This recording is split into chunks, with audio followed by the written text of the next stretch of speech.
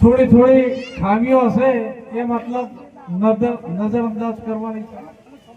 આટલો સમૂહ ભેગો થયો છે, ક્યાંક સમાજલક્ષી કાર્યો થાય, તમારા સમાજ થ્રુ બીજો સમાજ બી શીખ લે થોડી, તો ખરેખર આમાં નહીં તો મારા માન્ય મુજબ 15% તો પાયવાડ સિવાય બીજા માણસો હશે।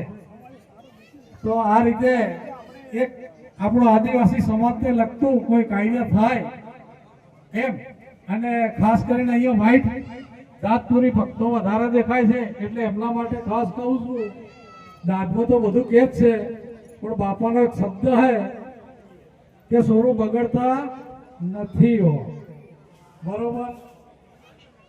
તો હું એમ કહેવા માંગુ કે આપણે બગડવાનું તો નથી પણ બીજા 4 જણાને હદારજો, હું એટલું જ કહેવા માંગુ, બરોબર? હવે લાંબુ ના બોલું, ટાઈમ થઈ ગયો છે। સત્સંતને જય ગુરુ।